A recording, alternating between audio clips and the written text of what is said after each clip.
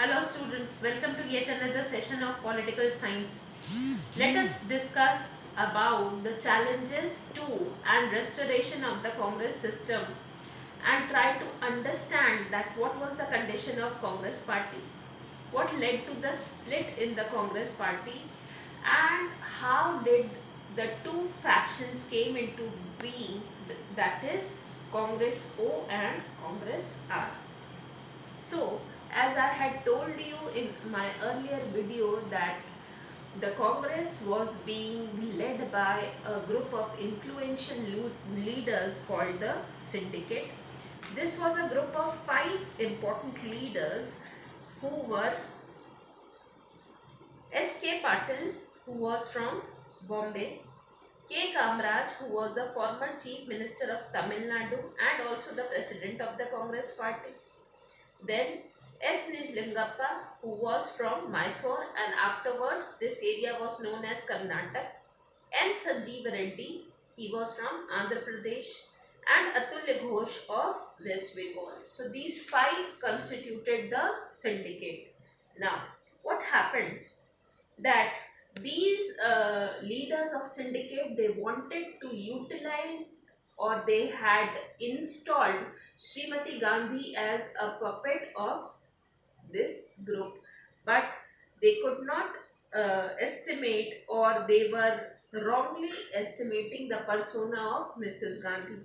So once she came into power, she started sidelining the syndicate leaders, and she started appointing and promoting her people who were supporting her, or the leaders whom on which she could rely.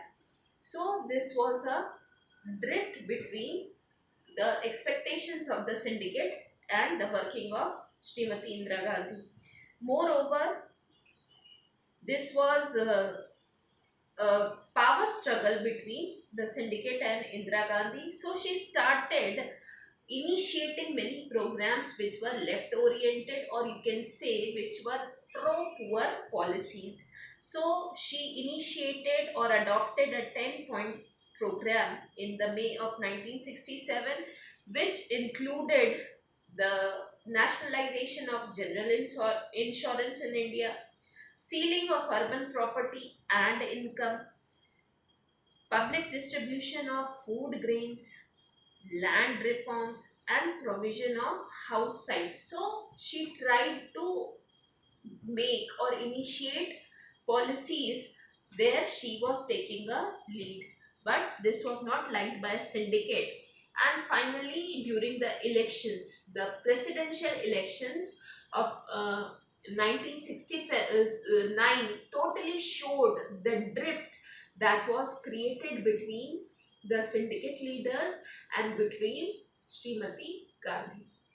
So what happened in this elections, that the uh, candidate for presidential elections was officially made by the Congress party was N. Sanjeev Reddy, who was an opponent of Mrs. Gandhi and did not like Indira Gandhi that much. Same was the case was with Indira Gandhi. She also was quite uh, unlikely towards the attitude of N. Sanjeeva Reddy. So what happened in this scenario, that our the then President Zakir Hussain had untimely died during the office, and the charge was given to V.V. Giriji, that is uh, he was the vice president of the country, and for the time being he had to take the charge of the presidency of our country. He was also not willing to contest this election, but Srimati Gandhi did not like Sanjeev Reddy, and that is why she decided to promote V.V. Giriji. She kept on inspiring him, she kept on telling him that he is the right one to be the next president of India. So the drift, the conflict between the syndicate leaders and the leadership of Mrs. Gandhi was openly shown in this presidential election. And K. Kamraj, who was also the president of Congress party, he had given an order to the MLAs of Congress party that everybody should vote in favor of Sanjeeva Reddy only. So Indira Gandhi initiated and she called for a conscience vote. That means that every MLA and MP is free to follow whatever their heart and mind tells them, and they are not under any pressure from the Congress party. Moreover, the elections had already been quite challenging of 1967, and the condition of Congress party was not very good. So she initiated many other policies also, like the policy of abolition of privy purse.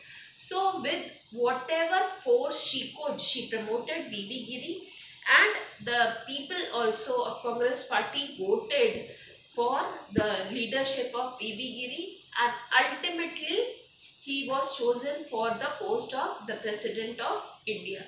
So from here, two sections of Congress emerged. One section was known as Congress O or Congress Organization, and because of requisition brought by Indira Gandhi and her supporters, that is a demand for taking initiative on matter or property, whatever the literal meaning of requisitionist is. So on this base, this party which was led by Indira Gandhi was now known as Congress Requisitionist.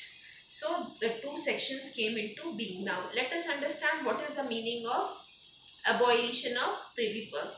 Abolition literally means to let go something or to stop something or to give up something.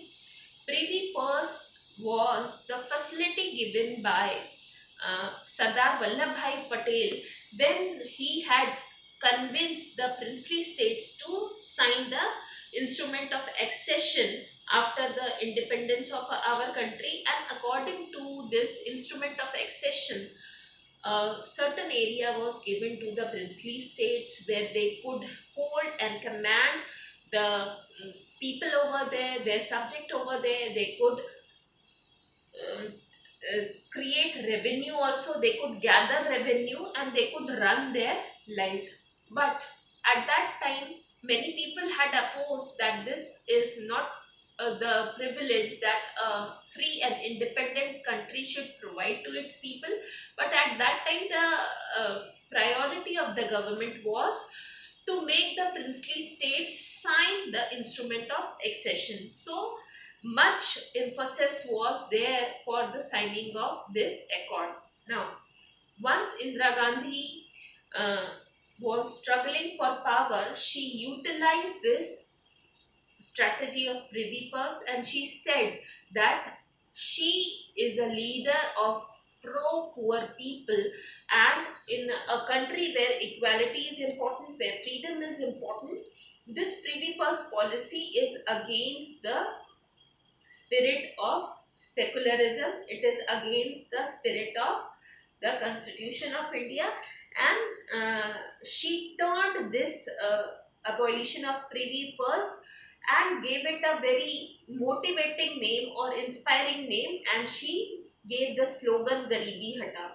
So this initiation by her was being opposed by Morarji Desai, but still it became a very popular slogan and helped her also in retaining in the next general elections. So the Congress would improve on its position in the next general election on this issue of abolition of privy purse and increasing equality in the society and ending unjust privileges which were given to the princely states of that time or the princes of those times.